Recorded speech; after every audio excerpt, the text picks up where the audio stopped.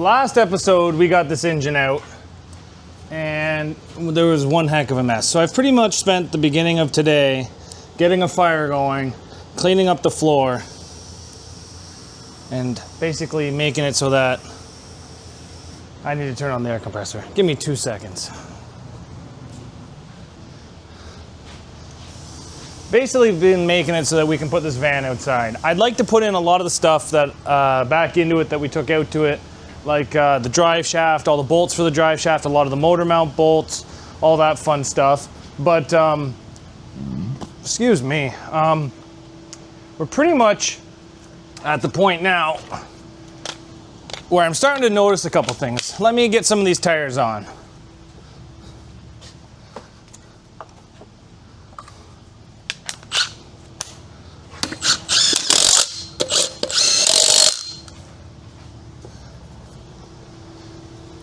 So,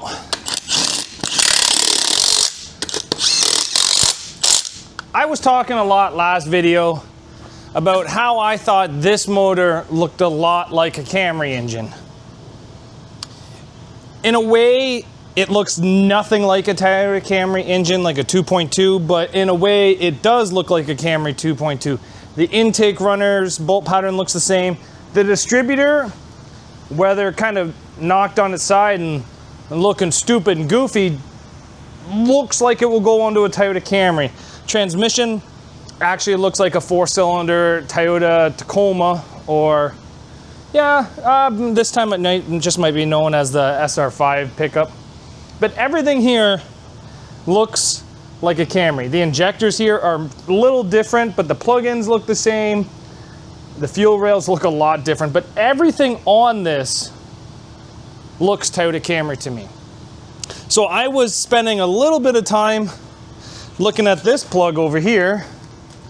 So the two plugs that go into the computer look a lot like Toyota Camry. These look like 92 to 96 Toyota Camry. And when I ran this van last time, I didn't have a standalone harness, but I had an idea. I may not have a brain, gentlemen, but I have an idea. I have a 92 to 96 Toyota Camry 4-cylinder computer over there, and let's try something. So right here is a 92 to 96 4-cylinder distributor motor computer. And how do you know that? Brown plugs, too wide. That's Toyota Camry. And it does say S5 SFE on it, which is the engine code for the Toyota Camry. So I was thinking, will these plug into here? So on Toyota Camrys, you just need the top plug to make the Camrys run.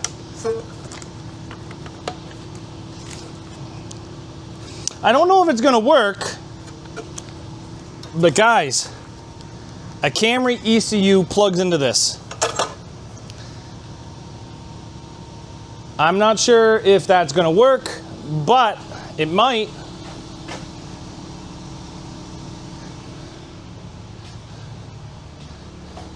So the air compressor is built a little bit of more pressure, so we're gonna fill up some of these tires. I want about 40 PSI in them.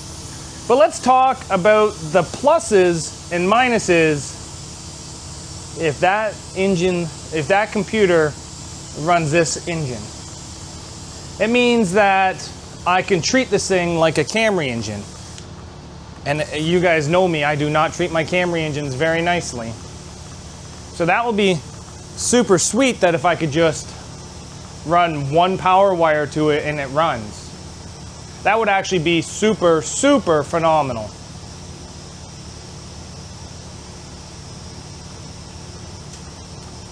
I think that'd be amazing. If I could make this thing run off a Camry ECU, that would make building this thing a lot easier. Not that it was hard, and not that I couldn't move the engine harness, which I clearly did, no problem. But that would make it a lot easier. Okay, so this tire will not hold air. We're gonna put a different one on here. She's got some leaks around the bead. Let's get air into all 4 of these tires, and then we're gonna throw a whole bunch of parts in this van that I don't wanna get rusty and I don't wanna lose. Well guys, it's late November. and it's pretty damn cold out here, so we got our jacket on. So this is gonna be a lot easier. When I brought this van in here, I had to like physically push it in with the Walden, but now guess what? Ugh. We can pretty much just push this thing right out of here. So this is gonna be much easier. So here's what we're gonna do. We're gonna go get the Walden, we're gonna bring this one outside, and we're gonna bring the other one in. So stay with us.